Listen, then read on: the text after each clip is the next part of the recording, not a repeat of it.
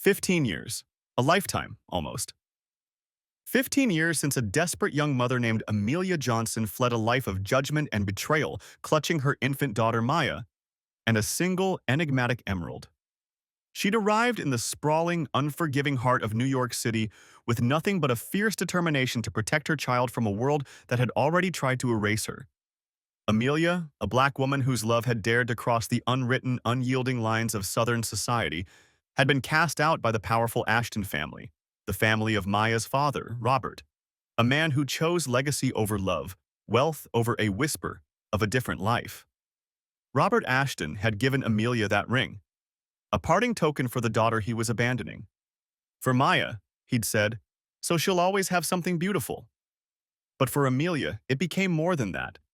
It was a symbol of Maya's inherent worth, a silent vow that her daughter's light would never be extinguished by the shadows of her birth.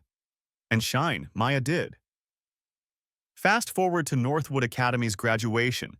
The valedictorian, poised, brilliant, a young black woman captivating a privileged audience, is Maya Ashton Johnson. And the guest of honor, the titan of industry presenting her with her awards?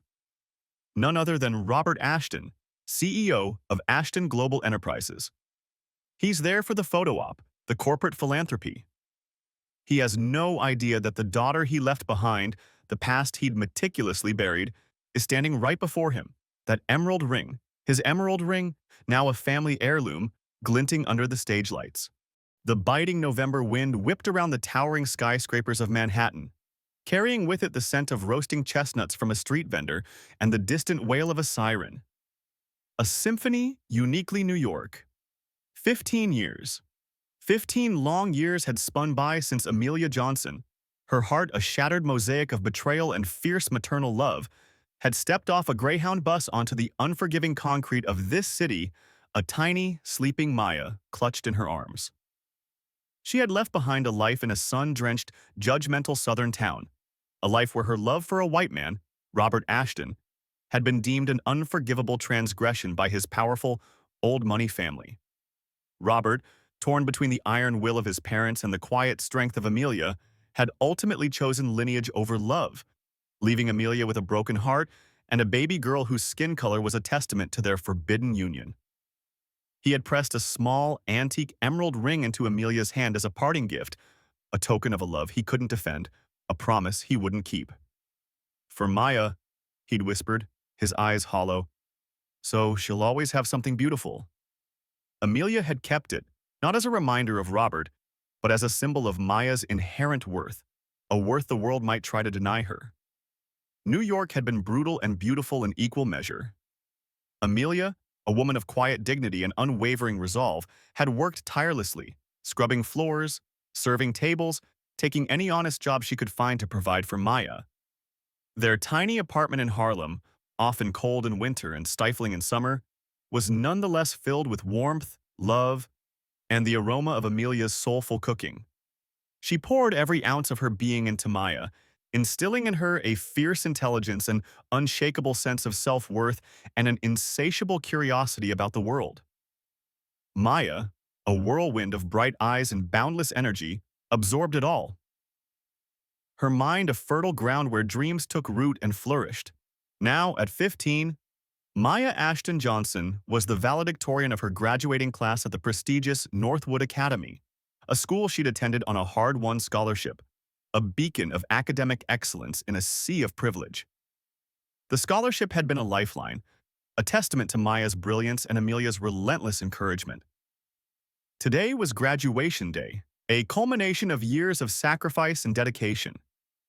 Amelia sat in the audience, her hands clasped tightly in her lap, a proud, radiant smile gracing her lips, her eyes glistening with unshed tears. Her daughter, her Maya, was about to address the graduating class, a young black woman poised to conquer the world. The guest of honor, the man tasked with distributing the awards and delivering the keynote speech, was none other than Robert Ashton, CEO of Ashton Global Enterprises, a titan of industry, a name synonymous with wealth and power. He had, of course, no idea that the brilliant young valedictorian was the daughter he had abandoned 15 years prior. His life had moved on, cocooned in the gilded cage of his family's expectations, his past buried under layers of corporate success and societal approval. He had a wife, a son, the right kind of family. The memory of Amelia and their child was a distant, inconvenient ache, one he had learned to suppress. As Maya stepped onto the podium, a hush fell over the auditorium. She was a striking figure, her cap perched jauntily on her cascade of braids, her gown flowing around her eyes shining with intelligence and a quiet confidence that belied her years. On the ring finger of her right hand, a delicate antique emerald ring, secured with a nearly invisible thread Amelia had painstakingly wound around its base to fit her slender finger, caught the stage lights, glinting with a deep, verdant fire. Her speech was a masterpiece of eloquence and passion. She spoke not of abstract achievements, but of the power of dreams nurtured in adversity, of the importance of community, and of the responsibility that came with knowledge. She spoke of her mother, her voice thick with love and gratitude, the woman who had taught her that the brightest stars often shine from the darkest skies. Amelia, in the audience, felt her heart swell to the point of bursting. Robert Ashton, seated on the stage, listened with a detached politeness, the kind one cultivates for such occasions. He made a mental note of the girl's poise, her articulate delivery, a credit to Northwood, certainly. He was here out of a sense of corporate duty, a donation to the school, a photo opportunity.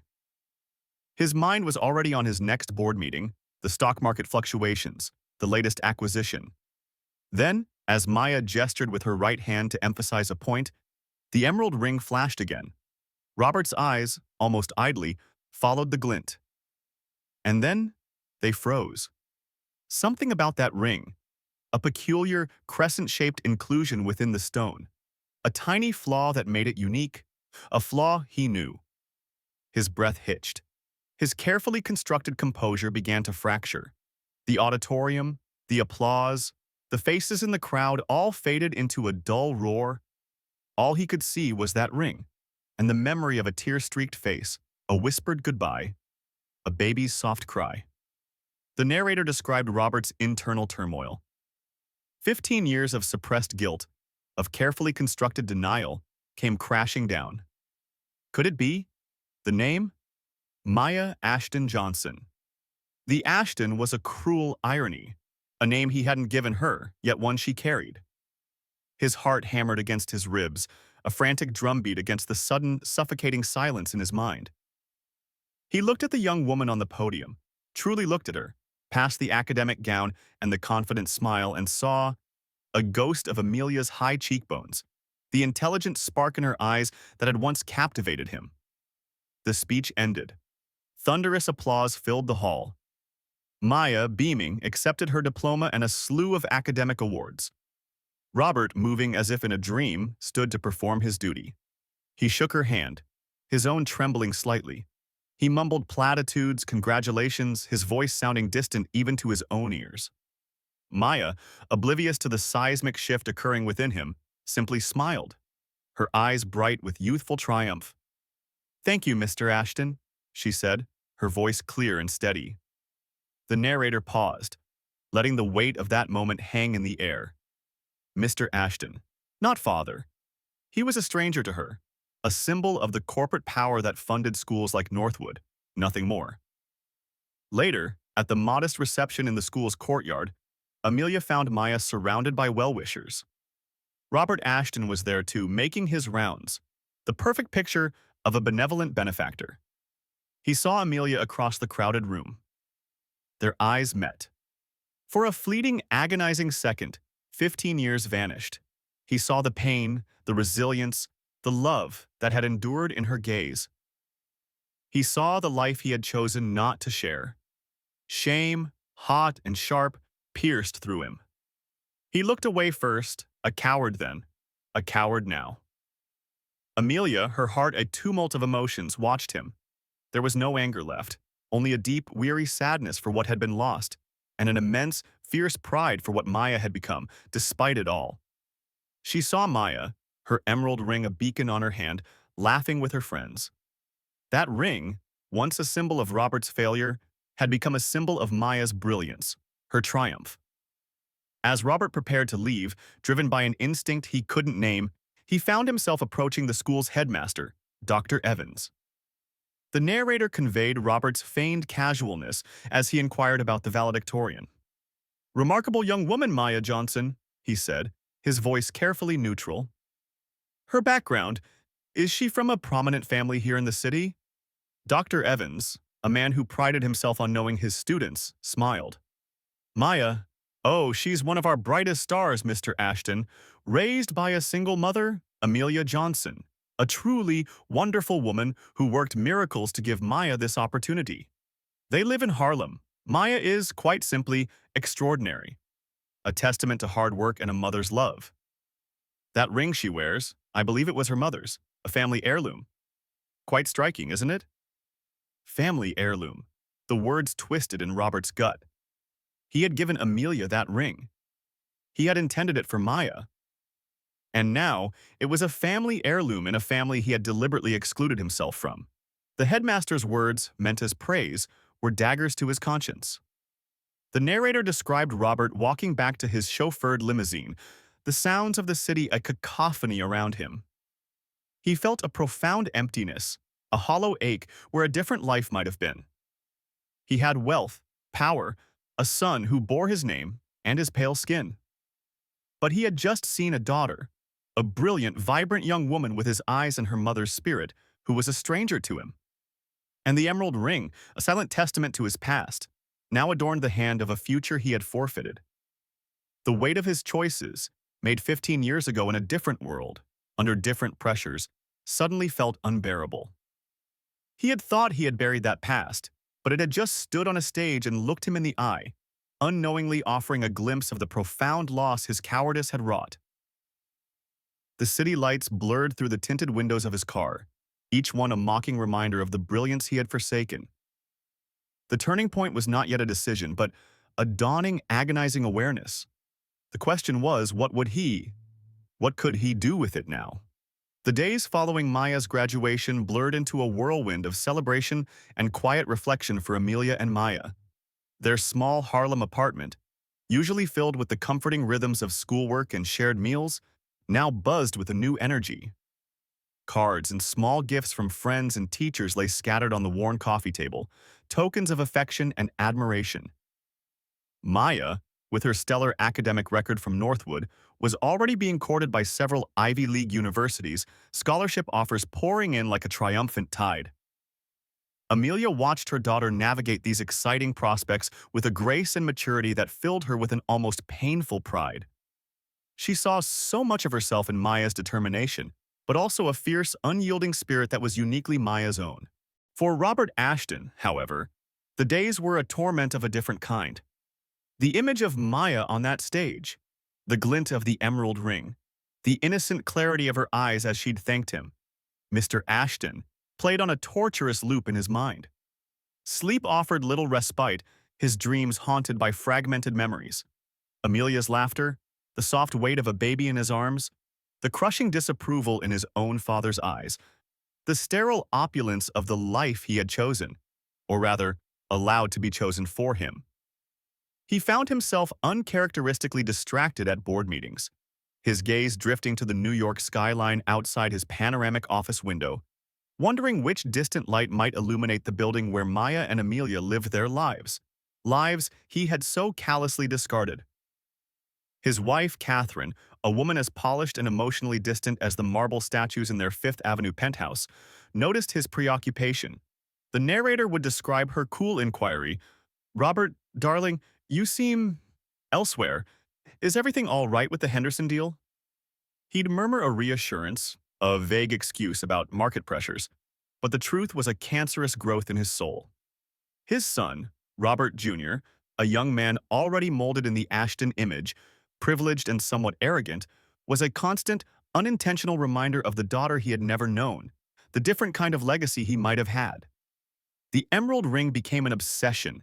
He'd found its twin in an old family safe, a matching earring, part of a set his great-grandmother had acquired on a European tour decades ago. He'd given Amelia the ring because it was small, easily concealed, yet undeniably valuable. The earring, larger and more ostentatious, had remained.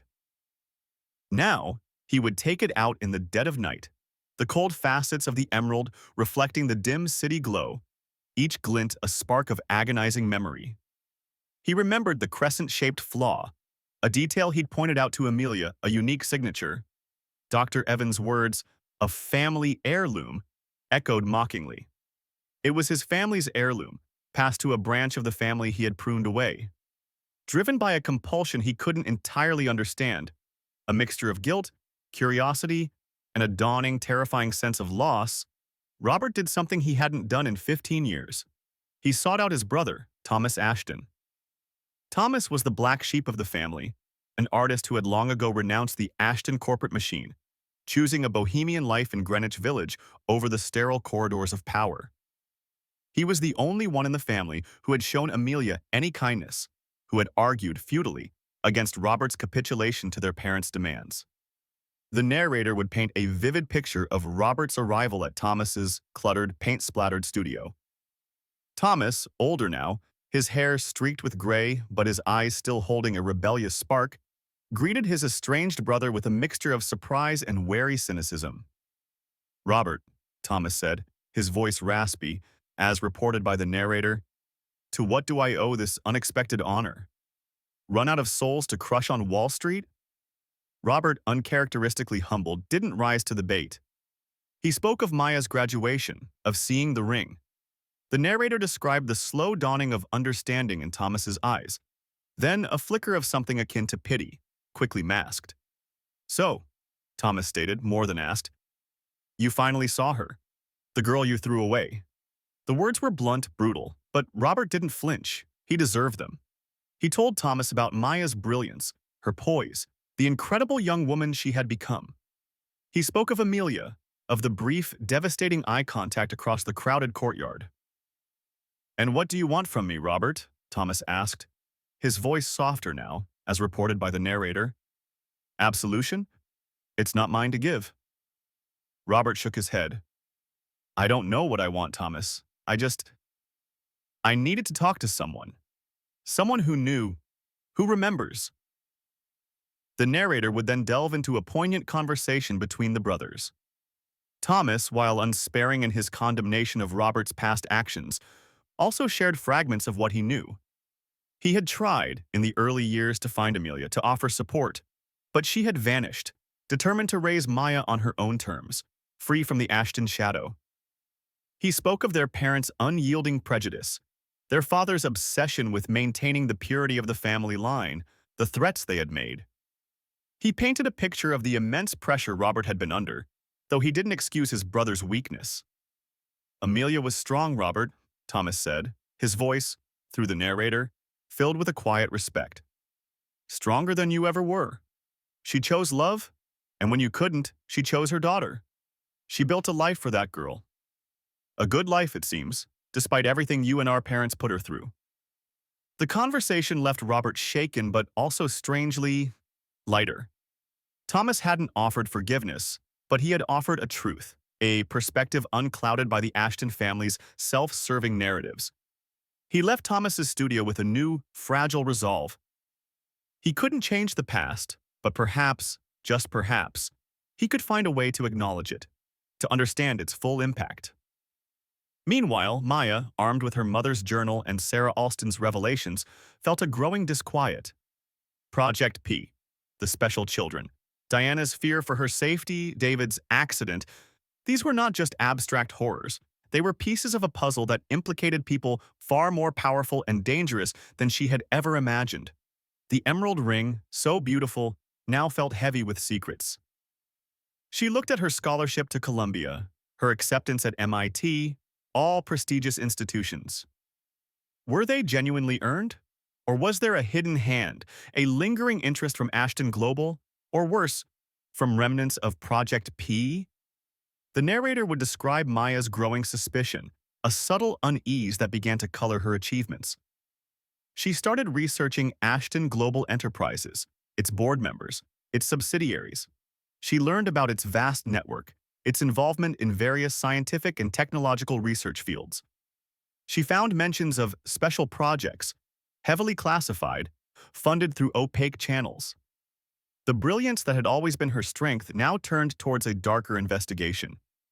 She confided in Andrew, who, though pained by the implications, encouraged her pursuit of the truth, offering his resources. His investigators now dedicated to uncovering the full story of Little Angels and its connections. One evening, Maya was looking through old newspaper clippings about Ashton Global, a habit she'd developed. An article about a research facility Ashton Global had quietly acquired around the time Little Angels closed caught her eye. The facility specialized in advanced cognitive development in children. A cold dread settled in her stomach. The narrator described her hands trembling as she cross-referenced a name mentioned in the article, a Dr. Alistair Finch, head of research, with a barely legible initial scribbled in Diana's journal, F, dangerous. The pieces were beginning to connect, forming a chilling mosaic. Diana hadn't just been fleeing a broken heart and a prejudiced family. She had been fleeing a systematic, ruthless operation designed to exploit children like her. And the emerald ring wasn't just a token, it was a key, a breadcrumb left by a mother who knew her daughter's intelligence might one day lead her to unlock the truth. The weight of that realization, the sheer scale of her mother's bravery, and the insidious nature of the forces she had been up against, settled upon Maya with a crushing force, yet simultaneously ignited a fire within her. Her path was no longer just about personal success. It was about justice for Diana, for David, for all the special children whose lives had been touched or tainted by Project Prometheus. The sweet taste of her academic triumphs now had a bitter undercurrent, but her motivation had never been clearer. The story of Diana's promise was far from over.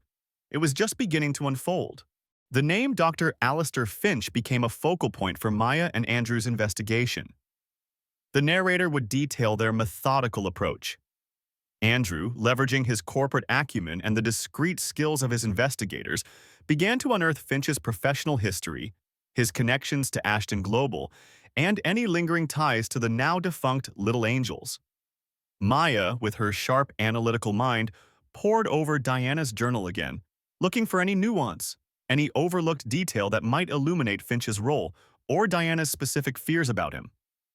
The journal, the narrator explained, revealed more under this new lens. Diana had written, her script tight with anxiety, about Dr. Finch's visits to Little Angels. He wasn't a pediatrician. His interest in the children was clinical, almost predatory. He'd conduct assessments, particularly with the children Diana had mentally tagged as special. Maya read a chilling entry. F watched M today. The way he looked at her, like she was a puzzle to be solved, a resource to be mined. My blood ran cold. He asked about her speed with numbers, her quick grasp of patterns. I told him she was just a bright child, nothing more. He didn't believe me. I saw it in his eyes. The M was undoubtedly Maya. This personal connection, this realization that her own unique abilities had placed her directly in Finch's crosshairs, sent a shiver down Maya's spine. It wasn't just an abstract evil, it was a threat that had loomed over her infancy, a threat Diana had single-handedly fought. The narrator would describe Maya's complex emotions, a surge of fear, quickly followed by a hardening resolve. This was no longer just about understanding Diana. It was about confronting the system that had endangered them both. Andrew's investigators, meanwhile, hit a series of carefully constructed walls. Dr. Finch, it seemed, had become a ghost. After Ashton Global dissolved the Advanced Cognitive Development Facility, a move that coincided suspiciously with the initial media fallout from Howard Whitaker's arrest, though no direct link was then made, Finch had vanished from public record. His academic credentials were scrubbed from university databases, his research papers retracted or reattributed. It was as if Ashton Global was systematically erasing any trace of Project Prometheus and its key operatives. "They're cleaning house, Maya," Andrew said grimly, his voice, reported by the narrator, laced with a familiar self-loathing for his family's machinations. "My father may be in prison, but his network, the people who benefited from his corruption, they're still out there, and they're scared." The narrator would then introduce a new element of suspense. Maya began to feel like she was being watched. A flicker of movement in her peripheral vision on the crowded New York streets, a car that seemed to appear too often in her rearview mirror, a faint static on her phone line during sensitive conversations with Andrew. Was it paranoia, the weight of their discoveries pressing down on her? Or was it real? Amelia, noticing Maya's growing tension, her late nights hunched over the journal and a laptop, grew increasingly worried. The narrator would convey a heartfelt conversation between mother and daughter. "Maya, baby, what is it?" Amelia asked, her voice, through the narrator, gentle but firm. "I know you're trying to understand my life, our past, but you have a future, a brilliant one. Don't let the darkness of what happened then overshadow your light now." Maya, torn between her need to protect her mother and her drive for truth, finally confided the full extent of her discoveries about Dr. Finch, Project Prometheus, and her growing suspicions that Diana's fight was not entirely over. Amelia listened, her face pale but her eyes resolute. The narrator described Amelia's quiet strength. "Your mother knew, Maya. She knew they wouldn't just let you go. That ring, the device, she was preparing you, not just to know the truth, but to fight if you had to. But she would want you to be safe, above all else." The conversation with Amelia, instead of deterring Maya, galvanized her. Diana hadn't just been a victim, she'd been a strategist. And she'd left Maya the tools. The tiny device in the emerald ring, which they'd initially believed held only corroborating documents for Howard's trial, was re-examined by a trusted tech expert Andrew had brought in. The expert, a young, brilliant woman named Lena, herself a beneficiary of one of Andrew's new ethical initiatives, made a startling discovery. The narrator detailed the scene. Lena, her fingers flying across a keyboard, her brow furrowed in concentration. "Mr. Whitaker, Maya," she announced, her voice, reported by the narrator, tinged with awe. "This isn't just a storage device. It's encrypted with a secondary layer." Diana Johnson was incredibly clever. She embedded a failsafe, a series of digital breadcrumbs, almost like a trail leading to, well, I'm not sure yet, but it's designed to be activated by specific triggers or if certain names appear in connection with new research. Dr. Alastair Finch's name was one of those triggers. The digital trail was complex, leading them through shell corporations, offshore accounts, and encrypted servers. A digital labyrinth that mirrored the real-world maze Ashton Global had created to hide its darkest secrets. It became clear that Project Prometheus hadn't been entirely dismantled. It had merely gone dormant, its assets and research absorbed into other, less conspicuous entities, waiting for the right time to re-emerge. Their investigation led them to a shadowy research institute, the Chiron Initiative, operating under the guise of a philanthropic organization dedicated to unlocking human potential. Its funding was opaque, its board members discreetly linked to former Ashton Global associates and, chillingly, to certain military contractors. And listed as a senior consultant, though with no public profile, was Dr. Alastair Finch.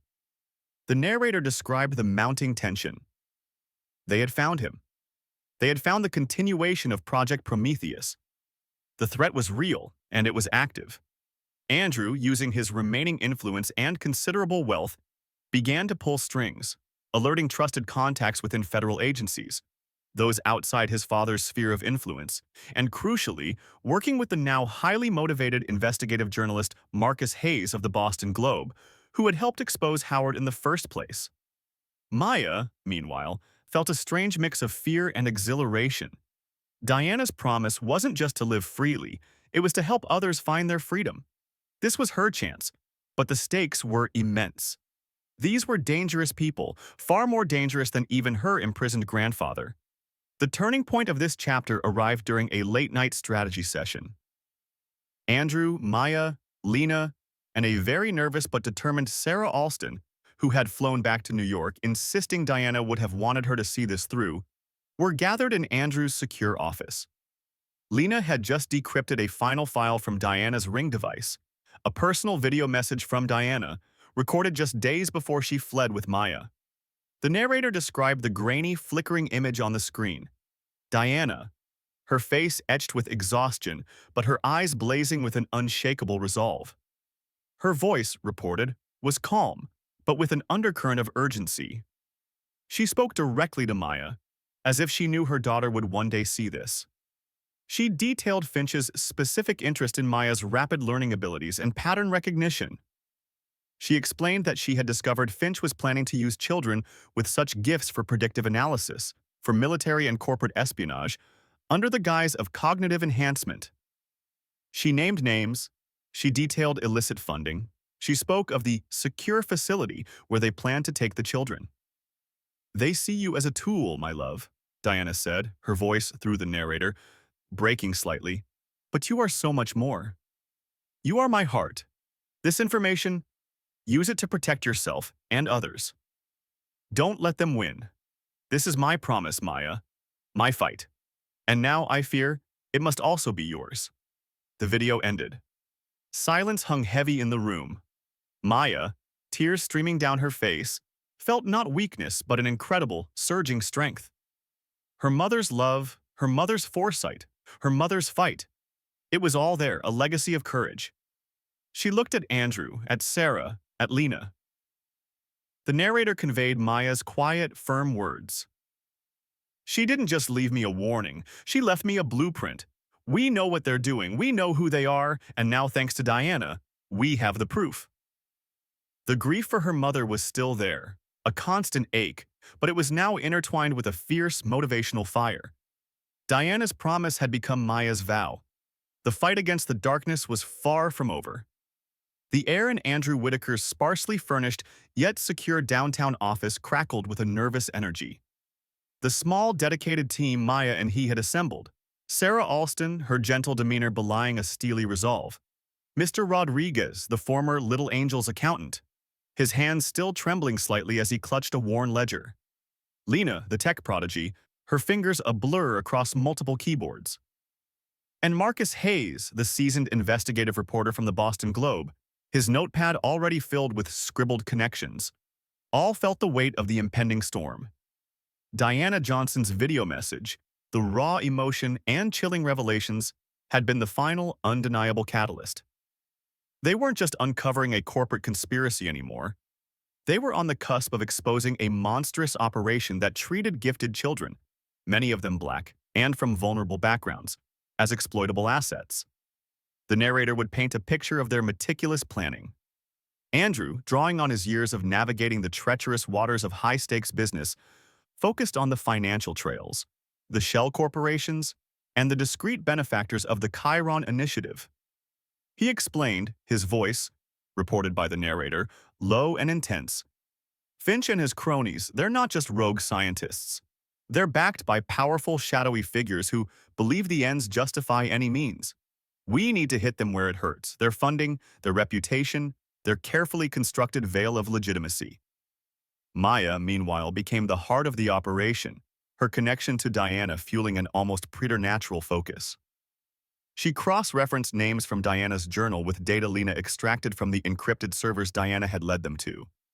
The narrator would describe her late nights, the glow of the monitor reflecting in her determined eyes, the emerald ring a constant grounding presence on her finger. She found patterns in the cognitive enhancement research, identifying potential victims beyond Little Angels, children funneled into Chiron through a network of private clinics and specialized schools that preyed on desperate parents or, more insidiously, targeted those with little to no familial support. "It's bigger than we thought," Maya announced one morning, her voice, through the narrator, heavy with the discovery. "Chiron isn't just one facility, it's a network.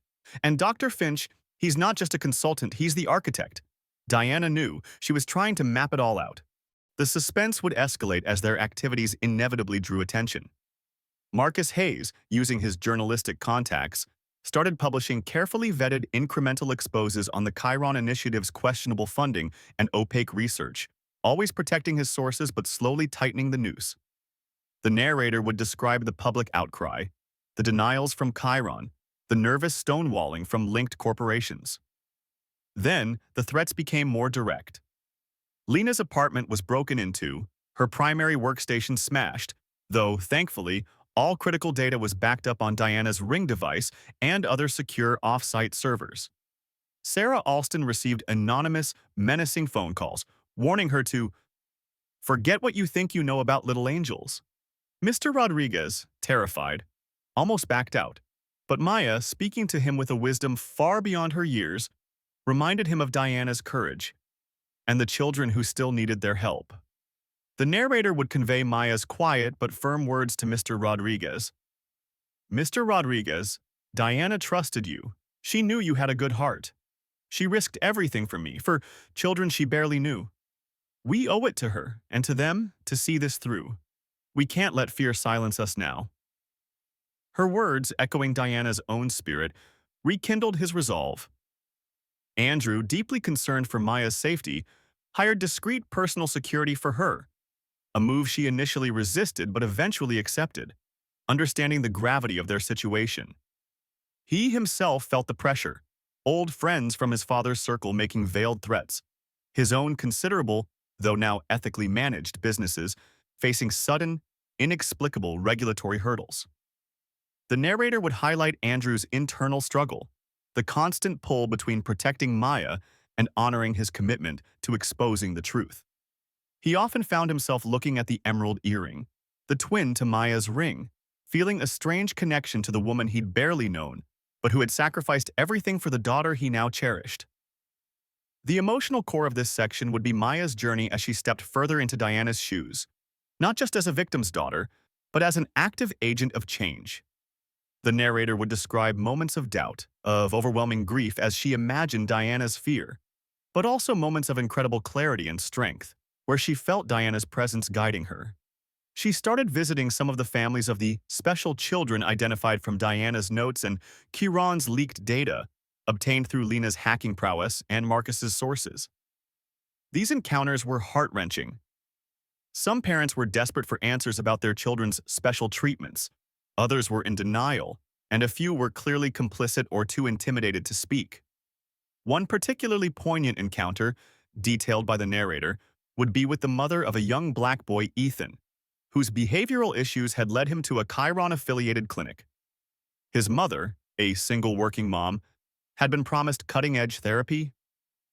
Instead, Ethan had become withdrawn, almost robotic. When Maya, gently, shared some of Diana's coded warnings about such clinics, the mother broke down, realizing the horror of what might have happened to her son. "I just wanted to help him," Mrs. Davis sobbed, her voice, through the narrator, filled with guilt and despair. "They made it sound so promising." Maya, her heart aching with empathy, held Mrs. Davis's hand. The narrator conveyed Maya's comforting words. "You're not alone, Mrs. Davis. My mother, Diana, she fought against this, and we're going to continue her fight. We'll help Ethan." This was a promise not just to Mrs. Davis, but to Diana and to herself. The team decided their best course of action was a coordinated, multi-pronged attack. Marcus Hayes would prepare a final explosive series of articles for the Boston Globe, backed by irrefutable evidence.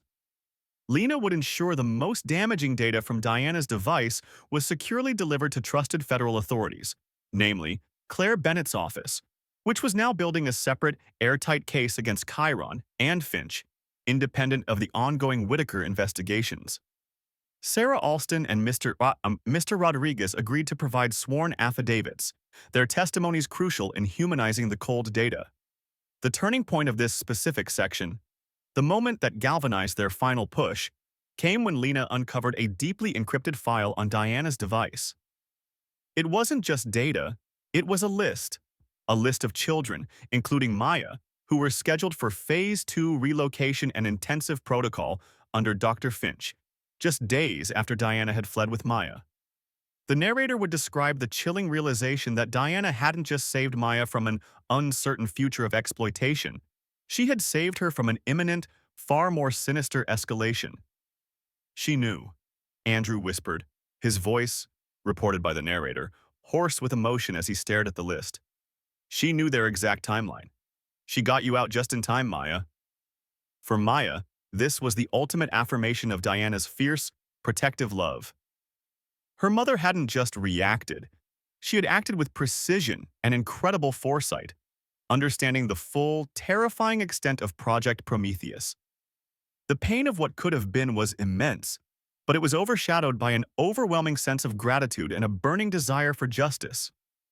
The narrator would describe Maya standing by the window of Andrew's office, looking out at the sprawling city, the emerald ring cool against her skin. The weight of Diana's promise, Diana's fight, settled onto her young shoulders, not as a burden but as a mantle of responsibility. She was ready. They were all ready. The final act of Diana's story was about to be written, and Maya, her mother's daughter in every sense, would be the one to pen its most crucial chapter. The quiet resistance was about to become a roar. The final pieces of Diana's intricate puzzle fell into place with a terrifying clarity. The list of children scheduled for Phase 2 relocation was the smoking gun, the irrefutable proof of the Chiron Initiative's sinister intentions and Dr. Alistair Finch's direct involvement. The narrator would describe the tense, focused atmosphere as the team prepared for their coordinated takedown. Lena, working with a level of digital artistry that would have made Diana proud, prepared encrypted data packets for Claire Bennett's federal task force and for Marcus Hayes at the Boston Globe. Sarah Alston and Mr. Rodriguez, their fear now channeled into a quiet determination, finalized their sworn testimonies, their voices, relayed by the narrator, adding a deeply human element to the cold, hard facts. Andrew Whitaker, using the last vestiges of his family's once unshakable influence, worked behind the scenes, ensuring that when the story broke, the right people in positions of power would be forced to act rather than sweep it under the rug as they had done with so many of his father's indiscretions. He felt a grim satisfaction in dismantling piece by piece the corrupt structures his father had built, even if it meant further tarnishing the Ashton name. This, he realized, was his true atonement, not just financial restitution, but systemic change. Maya, the narrator would emphasize, was the calm at the center of the storm. She reviewed every piece of evidence, every testimony, her mind, honed by years of academic rigor and Diana's quiet tutelage, connecting disparate threads, ensuring their case was unassailable. The emerald ring, a constant presence, felt like a conduit to her mother's strength. She wasn't just fighting for herself, or even just for Diana's memory. She was fighting for every child whose potential had been, or could be, twisted into a tool for corporate greed or military ambition.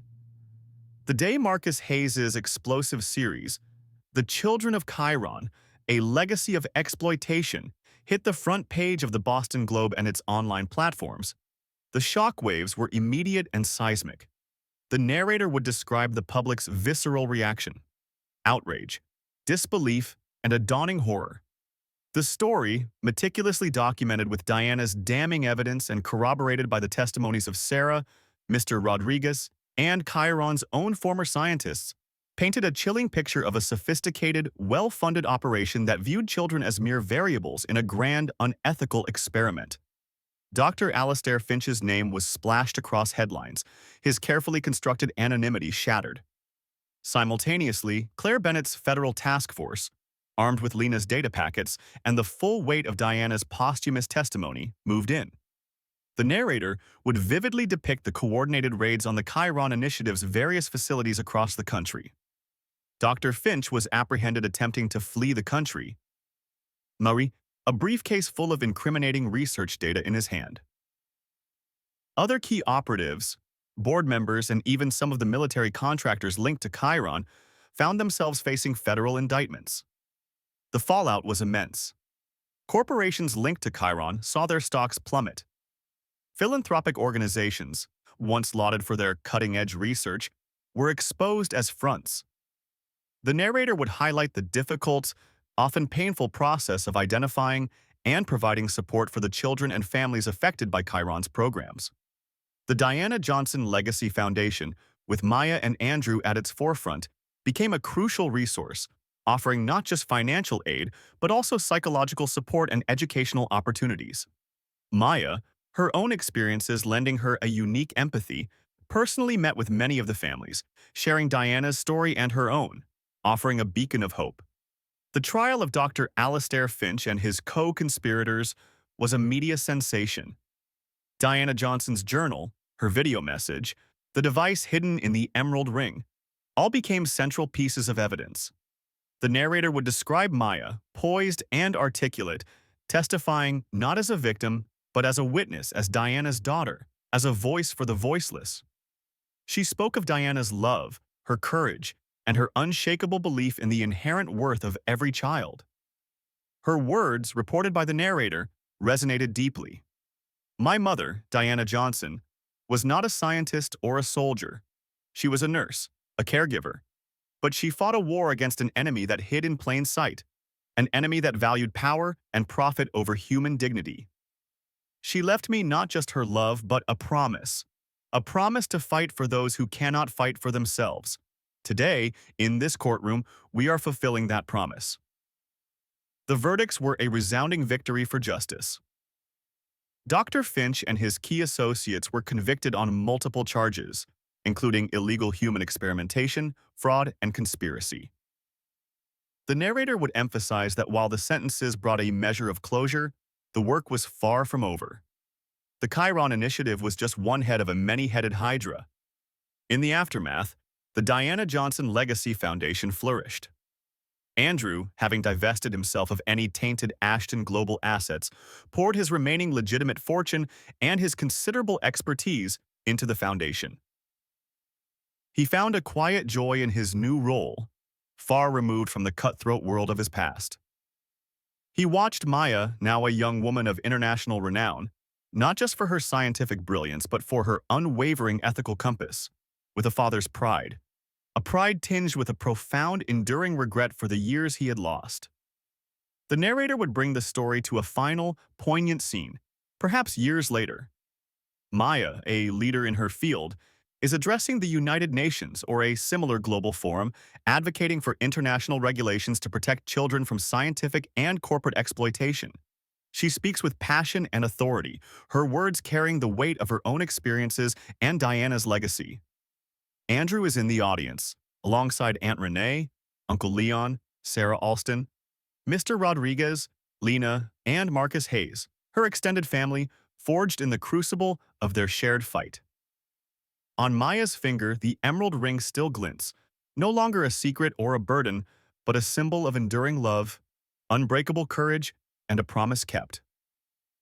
The narrator would conclude, Diana Johnson's story, once a hidden whisper of resistance, had become a global call to action.